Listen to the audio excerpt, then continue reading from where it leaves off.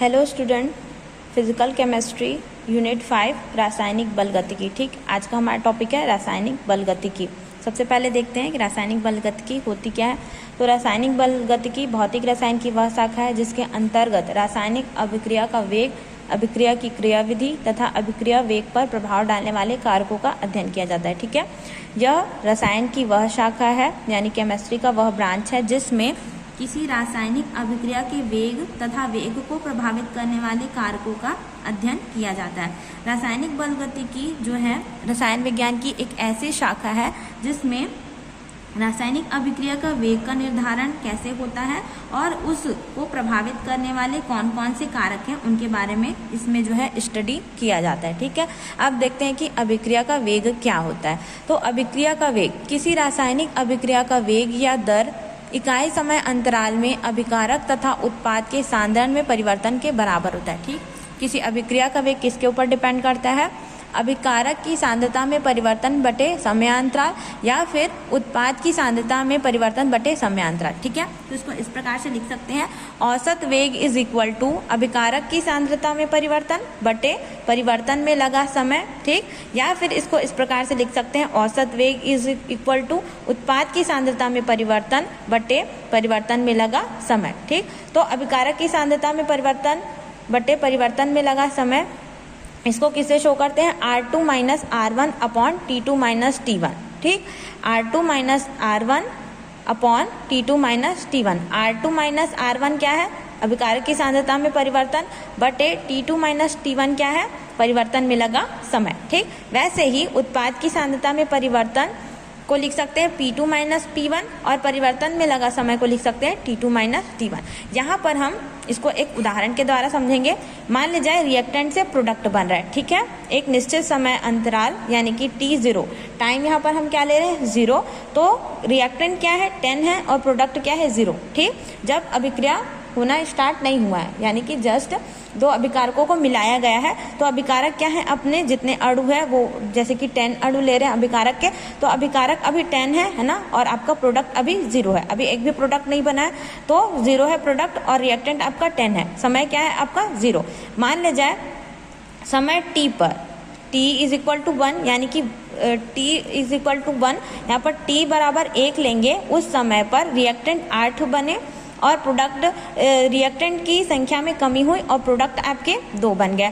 फिर t is equal to 2, समय बराबर 2 पर रिएक्टेंट 6 रह गए और प्रोडक्ट की संख्या बढ़ गई 4। वैसे ही t बराबर 3 पर रिएक्टेंट की संख्या हो गई 4 और प्रोडक्ट बन गए आपके 6। फिर t बराबर 4 पर रिएक्टेंट 2, प्रोडक्ट 8। यानी कि जैसे जैसे रिएक्टेंट की संख्या में कमी होती जाएगी प्रोडक्ट की संख्या बढ़ती जाएगी और एक निश्चित समय में आपका रिएक्टेंट 0 हो जाएगा और पूरा का पूरा किस में कन्वर्ट हो जाएगा? प्रोडक्ट में। ठीक है, तो इसको इस प्रकार से समझ सकते हैं। मान ले जाए अब हम यहाँ पर समझेंगे कि R2 R1 क्या है। ठीक है, तो R2 जो है वो ये हो सकता है कि ये आपका R2 है। ठीक है, मान ले जाए हमको t इज इक्वल टू 1 ले रहे हैं तो T1 ले सकते हैं, इसको t इज इक्वल टू 4 यहाँ पर T2 ले सकते हैं। ठीक है, मान ले जाए निश्चित समय T4 में यानी कि t इज इक्वल टू 4 जब हो रहा था उस समय हम लोग को निकालना है, तो ये हो जाएगा आपका T2 माइनस T1, 4 माइनस 1 हो जाएगा। और ये आपका रिएक्टेंट R2 है, T2 में जो रिएक्टेंट जितना था उसको नोट करेंगे तो यहाँ पर हो जाएगा R2 माइनस R1। ये आपका R2 है, ये आपका R1 है, तो हो जाएगा 2 माइनस 8। ठीक, और अपन 4 माइनस 1 तो उस समय में -6 अपॉन 3 इज इक्वल टू क्या हो जाएगा? -2। वैसे P2 माइनस P1 निकालेंगे तो ये P2 है आपका, ये आपका P1 तो ये आपका बन जाएगा P2 minus P1 upon T2 minus T1। तो यहाँ पे P2 क्या है आपका? 8 है और P1 क्या है आपका? 2। तो P2 माइनस P1 8 माइनस 2 हो गया अपॉन 4 माइनस 1। ठीक, तो ये हो गया आपका 6/3 इज इक्वल टू क्या हो जाएगा? +2। तो जो अभिकारक की सांद्रता में परिवर्तन और बटे परिवर्तन में लगा समय जो था वो क्या आ रहा था आपका? -2, और ये क्या आ रहा था आपका? उत्पाद की सांद्रता में परिवर्तन बटे परिवर्तन में लगा समय आपका क्या आ रहा था? +2। यानी कि जो आपका औसत वेग है रिएक्टेंट के लिए, तो उसके सामने में क्या लगाएंगे? जब माइनस एक्स्ट्रा चार्ज लगाएंगे तो ये हो जाएगा आपका प्लस, ठीक, दोनों के दोनों क्या हो जाएंगे आपका प्लस, माइनस और माइनस जो आएगा आपका दोनों मिला के न्यूट्रल हो जाएंगे और क्या हो जाएगा ये प्लस, ठीक। वैसे ही प्रोडक्ट आपका प्लस पी प्लस टी। किसी रासायनिक अभिक्रिया में एक निश्चित समय में अभिकारक या उत्पाद की सांद्रता में हुए परिवर्तन, ठीक है। कोई रासायनिक अभिक्रिया है, उसमें एक निश्चित समय में क्या होगा, जैसे जैसे अभिकारक की संख्या घटेगी वैसे वैसे उत्पाद की संख्या बढ़ेगी। तो अभिकारक तथा उत्पाद की सांद्रता में हुए परिवर्तन में समय का भाग देने पर उस अभिक्रिया का औसत वेग प्राप्त किया जा सकता है, ठीक है। तो del R is equal to, del R क्या है, तो डेल आर जो है अभिकारक की सांद्रता में परिवर्तन is equal to R2 minus R1, और डेल पी क्या है आपका उत्पाद की सांद्रता में परिवर्तन, तो P2 माइनस P1, ठीक है। तो इसको ऐसे भी लिख सकते हैं R2 माइनस R1 अपॉन क्या था T2 माइनस T1, तो इसको ऐसे लिख सकते हैं del R upon del T, या P2 minus P1 upon T2 minus T1 था, उसको del P upon del T भी लिख सकते हैं। ये क्या है आपका औसत वेग, ये दोनों क्या है आपके औसत वेग। तो जो औसत वेग है आपका उसको इस प्रकार से निकाला जा सकता है, इसको ग्राफ के द्वारा समझेंगे। तो जब है उत्पाद की सांद्रता में, अभिकारक की सांद्रता में धीरे धीरे कमी होगी, ठीक है, उत्पाद क्या होंगे धीरे धीरे कम होंगे, ठीक है। तो ये क्या है आपका इस तरफ जो है अभिकारक की सांद्रता में परिवर्तन, और इस समय इस साइड रहेगा आपका समय, ठीक। तो t इज इक्वल टू 0, जब समय क्या है 0, फिर कभी कोई t1 समय में ये क्या है आपका R2 माइनस R1, ठीक है, R1 प्रोडक्ट बनता है। वैसे ही T2 समय में कोई R2 बनता है, ठीक है। तो इधर यहाँ से ये है आपका R2 माइनस R1, ठीक है। तो इसे क्या निकालेंगे हम डेल R निकालेंगे, और यहाँ से यहाँ क्या है आपका T2 माइनस T1, ठीक है, T2 माइनस T1, तो इसे क्या निकालेंगे डेल T। तो यहाँ इसके द्वारा हम निकाल सकते हैं औसत वेग, जो कि क्या रहेगा minus del R upon del T, ठीक। वैसे ही उत्पाद की सांद्रता में परिवर्तन और इधर समय, ठीक है। तो जब इन दोनों के बीच में ग्राफ खींचेंगे तो लगातार धीरे धीरे जो वो है उत्पाद की संख्या क्या होगी लगातार बढ़ेगी, ठीक है। ये ग्राफ के द्वारा पता चल रहा है कि लगातार उत्पाद की संख्या जो है बढ़ रही है, ठीक है। तो ये P1 है, T1 समय में, ठीक है, ये आपका T1 समय है। तो T1 समय में आपका क्या हो रहा है P1 बन रहा है और इधर P2 समय में वो बन रहा है, ठीक है। तो ये हो जाएगा आपका del P is equal to क्या होगा P2 माइनस P1, यहाँ से यहाँ तक की दूरी, और T2 माइनस T1 यहाँ से यहाँ तक क्या है आपका डेल T, ये क्या है आपका T2 और ये क्या है आपका T1, ठीक। तो ये आपका T2 minus T1 del T समय में, और ये आपका क्या है P2 है और ये क्या है आपका P1। तो P2 माइनस P1 से डेल P निकल गया, तो इसके द्वारा हम औसत वेग डेल पॉजिटिवली रहेगा वो del P upon del T निकाल सकते हैं, ठीक है। रासायनिक अभिक्रिया की दर अभिकारकों की सांद्रता पर निर्भर करती है। जो जो अभिक्रिया आगे बढ़ती है अभिक्रिया का वेग क्या होता है लगातार कम होता है, क्योंकि समय के साथ अभिकारक की सांद्रता कम होती है, ठीक है। तो अभिकारकों का सांद्रण समय के साथ कम होता है, इसलिए हमेशा उसमें ऋण चिन्ह लगाते हैं, यानी कि अभिकारक जो थे वो धीरे धीरे कम हो रहे हैं, ठीक है। ये क्या है आपके अभिकारक, ठीक। तो अभिकारक की सांद्रता में लगातार कमी हो रही है, ठीक है। वैसे ही जो जो अभिक्रिया आगे बढ़ेगी वैसे ही उत्पाद की जो है सांद्रता में वृद्धि होगी। तो उत्पादों के सांद्रता में समय के साथ क्या होती है वृद्धि होती है, इसलिए उधर क्या रहता है पॉजिटिव चार्ज, ठीक है। ये क्या होते हैं पॉजिटिव चार्ज और ये क्या होते हैं निगेटिव चार्ज। ये क्या है आपका सांद्रता है, ठीक है, ये सांद्रता है और ये समय। जब सांद्रता और समय के बीच में ग्राफ खींचते हैं तो हम देखते हैं कि अभिकारक की सांद्रता में लगातार कमी हो रही है और उत्पाद की सांद्रता में लगातार बढ़ोतरी हो रही है। तो धीरे धीरे जब उत्पाद की सांद्रता कम हो रही है तो उसको निगेटिव साइन से शो करते हैं, और उत्पाद की सांद्रता बढ़ रही है तो उसको पॉजिटिव साइन से शो करते हैं। अब देखेंगे आगे ताक्षणिक वेग। ताक्षणिक वेग क्या होते हैं, तो किसी क्षण विशेष पर वेग जो इंस्टेंटेनियस स्पीड होती है उसको बोलते हैं ताक्षणिक वेग। तो किसी क्षण विशेष पर जो है जो वेग होता है उसको बोलते हैं ताक्षणिक वेग is equal to minus LIM limit लगाएंगे, ठीक है। तो ये कहाँ से रहेगा T से 0 तक का, ठीक। तो R upon del T tending जो है टी से कहाँ तक, 0 तक। ताक्षणिक वेग रहेगा माइनस का साइन रहेगा, ठीक है, क्योंकि लगातार अभिकारक की सांद्रता में क्या हो रही है, कमी हो रही है, इसको हम इसलिए हमेशा यहाँ पे क्या रहेगा, ऋण चिन्ह, ठीक है। तो माइनस का चिन्ह लगाएंगे तो उसको लिख सकते हैं del are upon del T, ठीक। औसत वेग क्या रहेगा आपका, del P upon del T, तो उसको ताक्षणिक वेग में इस प्रकार लिख सकते हैं del P upon del T. तो औसत वेग क्या है आपका, plus del P upon del T. तो किसी अभिकारक का वेग लिखते समय उसके संगत रस समीकरण मितीय गुणांक का भाग दिया जाता है, ठीक है। ये नोट करने वाली बात है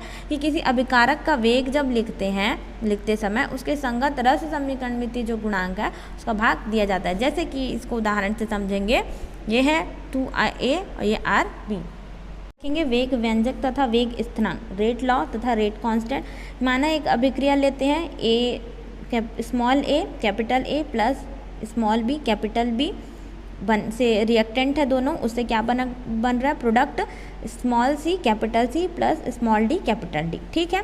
तो ये कैपिटल ए कैपिटल बी क्या है, रिएक्टेंट है, कैपिटल सी कैपिटल डी क्या है, प्रोडक्ट, ठीक। कैपिटल ए और कैपिटल बी क्या है, अभिकारक रिएक्टेंट है, कैपिटल सी कैपिटल डी क्या है, उत्पाद यानी कि प्रोडक्ट है, ठीक है। और ये स्मॉल है, स्मॉल बी स्मॉल सी और स्मॉल डी क्या है, आपके रस समीकरण मितीय गुणांक, क्या कहते हैं इनको, रस समीकरण मितीय गुणांक। स्मॉल ए small B small C small D क्या है, आपके रस समीकरण मितीय गुणांक है। अब इसको प्रायोगिक तौर पर देखते हैं तो वेग इज डायरेक्टली प्रोपोर्शनल, ठीक है। क्या होता है, ए बी क्या है, आपके रिएक्टेंट है, उनकी घातों के क्या होते हैं, समानुपाती। यहाँ पर x तथा y क्या है, a या b के बराबर, इस रस समीकरण मितीय गुणांक के बराबर हो भी सकते हैं और नहीं भी, ठीक है। x तथा y की गणना प्रायोगिक तौर पर की जा सकती है। ये जो है आपका कहलाता है वेग नियम। ये जो है आपका, जब इस प्रोपोर्शनल का साइन को हटाएंगे तो एक स्थिरांक लगाएंगे तो ये हो जाएगा आपका k। तो वे इज इक्वल टू हो जाएगा k a b, ठीक है, कैपिटल ए कैपिटल बी, ए का घात x b का घात y, ठीक है। तो ये क्या है आपका वेग व्यंजक, और ये जो k है जो यहाँ पर लगाया गया है वो है वेग स्थिरांक। तो वेग व्यंजक में अभिकारकों की घातों x तथा y का योग अभिक्रिया की कोटि कहलाता है। जब इन x और इस y का योग करेंगे तो n is equal to x plus y, इस x और इस y का योग जो है n के बराबर होता है। n क्या है आपकी अभिक्रिया की कोटि। तो वेग व्यंजक में अभिकारकों की घातों, अभिकारक ये है a और b क्या है आपके अभिकारक है, उनका घात क्या है x और y। तो x और y का योग क्या कहलाता है, अभिक्रिया की कोटि, ठीक है। तो जैसे कि R से P बन रहा है, R क्या है रिएक्टेंट अभिकारक है, P क्या है प्रोडक्ट उत्पाद, तो उसका वेग व्यंजक लिखेंगे तो वेग इज इक्वल टू हो जाएगा K स्थिरांक है, R उसका घात N क्या है अभिक्रिया की कोटि और K क्या है आपका वेग स्थिरांक, ठीक है। आगे देखेंगे अभिक्रिया की कोटि। तो वेग नियम या वेग व्यंजक में अभिकारकों की घातों जिन्हें प्रायोगिक तौर पर निर्धारित किया गया है का योग अभिक्रिया की कोटि कहलाता है। वेग इज इक्वल टू k, ए क्या है कैपिटल A की घात x कैपिटल B की घात y। तो n is equal to n जो है अभिक्रिया की कोटि है, इज इक्वल टू क्या है, इनकी घातों के योग के बराबर होती है, ठीक है।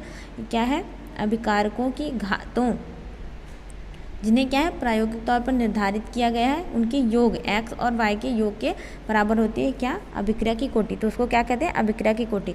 अभिक्रिया की जो कोटि होती है वो 0 1 2 3 कुछ भी हो सकती है, ठीक है, 0 1 2 3 कुछ भी हो सकती है। जब अभिक्रिया की कोटि n इज इक्वल टू 0, ये n जो है अभिक्रिया की कोटि है, अगर ये 0 होगा तो उसको बोलेंगे शून्य कोटि की अभिक्रिया, ठीक है।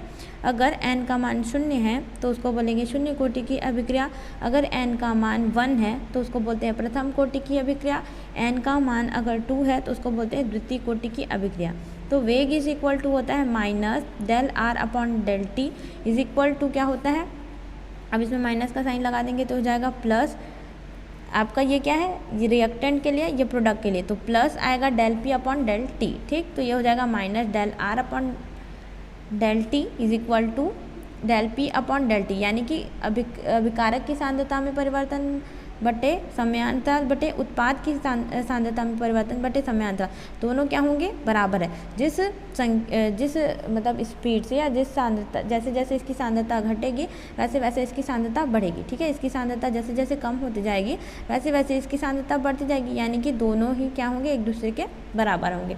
तो या फिर इसको इस प्रकार से भी लिख सकते हैं कि माइनस डेल आर, इसको हटा के डी लगा दिए, ठीक है। तो d r upon d t is equal to d p upon d t, ठीक। तो वेग is equal to k r n, n क्या है यहाँ पर, अभिक्रिया की कोटि। तो इसको इस प्रकार से लिख सकते हैं, के इज इक्वल टू, इसको पक्षांतर कर दिए तो वेग अपॉन क्या हो गया, आर एन, ठीक है। तो ये हो जाएगा minus d t upon d r upon d t is equal to किसके बराबर हो जाएगा, के आर एन, ठीक है। तो वेग स्थिरांक की इकाई देखेंगे तो के इज इक्वल टू के वेग आर एन, ठीक है। तो इस प्रकार से के इज इक्वल टू सांद्रता बटे सांद्रता एन, के इज इक्वल टू हो जाएगा सांद्रता बटे समय, तो ये हो जाएगा 1 अपॉन सांद्रता एन, ठीक। आगे देखेंगे शून्य कोटि की अभिक्रिया। शून्य कोटि की अभिक्रिया के लिए समाकलित वेग समीकरण, माना कि आर से क्या बन रहा है, पी, आर क्या है, रिएक्टेंट है, अभिकारक है, उससे क्या बन रहा है, प्रोडक्ट, पी उत्पाद, ठीक। तो इसको इस प्रकार से लिख सकते हैं, minus d r upon d t is equal to k r n, ठीक है। के आर एन क्या है आपका, के है वेग स्थिरांक, आर जो है आपका रिएक्टेंट, एन क्या है अभिक्रिया की कोटि। तो एन इज इक्वल टू अभिक्रिया की कोटि। शून्य कोटि की अभिक्रिया के लिए एन का मान कितना है, 0 है। तो इसको इस प्रकार से लिख सकते हैं, एन की जगह में 0 लिख देंगे। तो minus d r upon d t, ठीक है, is equal to k are, जैसा का वैसा रहेगा, एन की जगह में क्या आ जाएगा, 0। अब क्या करेंगे इसको पक्षांतर, ठीक। तो ये हो जाएगा k is equal to d r upon d t, ठीक है। इसको इधर क्या करेंगे, पक्षांतर कर देंगे। D r is equal to हो जाएगा माइनस के डी टी को इधर लेगा, इधर भाग में था, इधर आके गुणा करेगा, ठीक। माइनस के चार्ज को भी इस साइड पे ले आए, तो दोनों और क्या करेंगे, अब इन दोनों का क्या करेंगे, समाकलन, ठीक है। समाकलन करेंगे तो ये हो जाएगा डी आर, आर 0 से आर टी, और इधर माइनस के डी टी, तो 0 से टी तक, ठीक।